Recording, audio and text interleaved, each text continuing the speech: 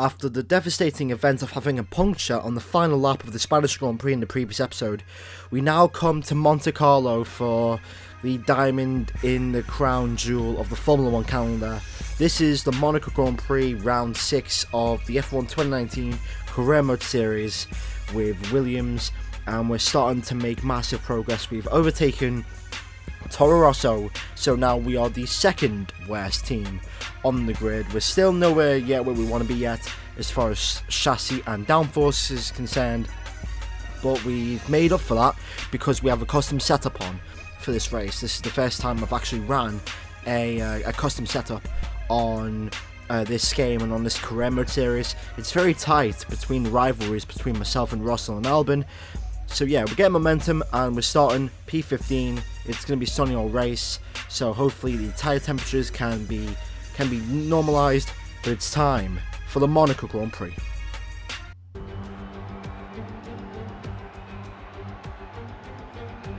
A proper road race, and in the true meaning of the word. That was how Mr. Monaco, the late great Graham Hill, once described this iconic event. The cars we drive have come a long way in the intervening half-century, but still we race on those same public roads beside the Mediterranean Sea. There's no victory more coveted than that of the Monaco Grand Prix. We're on the French Riviera once more this weekend at the 2-mile-long Circuit de Monaco. The cars climb around 40 metres up through Beau Rivage, onto the casino, and then descending down towards the harbour through Sector 2. It's a very short run from pole position to the first of the 19 corners here, 7 to the left and 11 to the right. There's one single DRS zone as well, so don't expect that to make overtaking any easier today. Alongside me once again for coverage of today's race, it's none other than the great Anthony Davidson. So there's no avoiding it. Let's start by discussing Devon Butler. There's a new gearbox in the back of that car, which means a grid penalty, and hopefully some excitement as they make their way through the field. Well, at the end of the day, it's always better to take some pain now than parking it up halfway through the Grand Prix. Let's just hope they can put that new gearbox to good use and get the results they're looking for. Let's run you through the driver grid order for today's exciting race. A fantastic effort from Charles Leclerc yesterday puts him on pole, and Lewis Hamilton completes the front row. Moving on to the rest of the grid, we have Verstappen, Vettel, Daniel Ricciardo, and Stroll, Perez, Weber, Bottas, and Pierre Gasly. They'll be starting further back after an earlier grid penalty. Raikkonen, Magnussen, Nico Hülkenberg, Thomas, Grosjean, Norris, Alexander Albon, and George Russell. Sainz and Devon Butler starts from the back of the grid, and with Okay, so a P14 for the Monaco Grand Prix. We were 15th, and we did get out qualified by Devon Butler, but he has a penalty, so we are starting pretty much 14th for best qualifying of the season. We're going to be doing the one-stop today, going from the hard tyres to the soft, so we're going to be doing the alternate one-stop strategy. Hopefully we can just go long, and hopefully we can get some points on the board. It's going to be a bit of a difficult challenge though. Our tyre wear isn't as good if you've seen the Spanish Grand Prix, but I think it was just the first time where, like, all career mode where I've been comfortable with the car and I've been finally getting used to the game. So yeah, we're just going to start P14 here, and hopefully we can get some points on the board maybe, or finish higher in the second half of the grid as away we go for the formation lap. And hopefully we have some decent pace. We're probably going to hold up the front runners, but I'm going to say if we can get 12th place for today's race, utilise the strategy a little bit, and maybe gain some few positions on pace, hopefully we should be in for a good race. Here we go for 5 red lights for the Monaco Grand Prix of the F1 2019 Career Mode, and it's lights out, away we go. Hülkenberg has got a decent start though.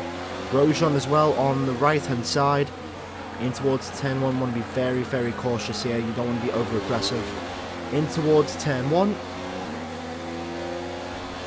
now up the hill, in towards turn 2 and turn 3.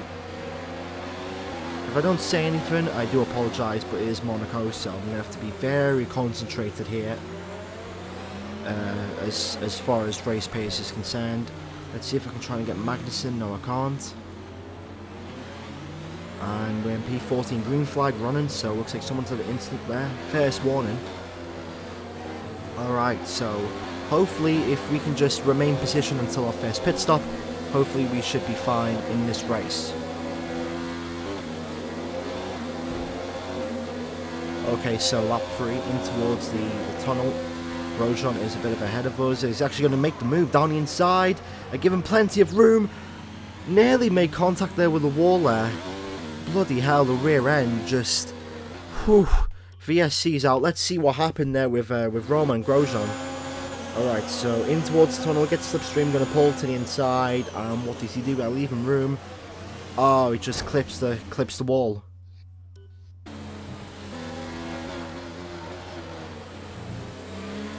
Don't think an L10-1 quite as accurate there. Got Lando Norris just behind me. Lock up again and go a little bit wide. Locking up has been a problem. Side by side with the McLaren. A little bit of contact there. And we remain in P14. Right, let's push. Lap 8 of the Monaco Grand Prix. And we're in P12 right now. Looking decent so far. Right, just trying to get into a groove, trying to get into a bit of a rhythm here. We're in P6 right now, Verstappen's ahead. There's a clear difference between us and the front runners. And I'm just trying to take it as very cautious as I can. Lap 20. I've decided to go the extra lap longer, and I don't know if it's worked. We'll see where we are. We're going to go the extra, we're going to go one lap longer actually than the recommended pit stop. The scheduled pit stop was 19 and 20, but I'm going to go for one more lap. I think these tyres are decent so far, and hopefully they can last. Box this lap please, Jeff. Right in towards La Rascas, and the pits for our one and only stop of this race. I'm going to go on to the soft compound tyres, so it should be much quicker in the second half of this race. Obviously the Williams team has a very good pit stop team. There we go, clutch in, accelerate, bang. Oh 1.8 seconds. Oh, that's quick. That is quick, and we are clearly... Oh dear. Whoops. Oh, oops. I was about to say we're clearly ahead of Norris, but I've made a mess of that pit lane exit, and we keep P14, so hopefully we can catch up.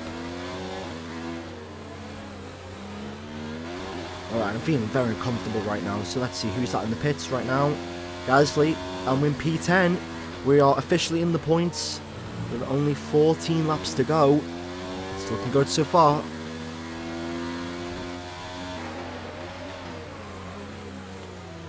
Lap 27 into Rascas again. I'm going to try and make sure I just nail every single corner at a consistent basis here.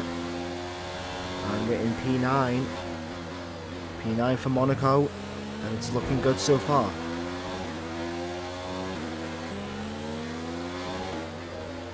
Tyre wear looks pretty decent so far. Got 8 laps to go. Ricciardo is behind us. I don't know if I should let him by. I don't want to let him by because I've got a team goal of scoring 2 World Championship points. I don't want to let him by. Oh, I'm in P7 now. Okay, I can let him by now and just hopefully finish. Alright, blue flags. Charles Leclerc has dominated this race weekend, so hopefully Ricciardo lets him by, and then if he does, I'm going to let him by as well. And I think he has done, yep. So if that's what I'm going to do, I'm going to let him by.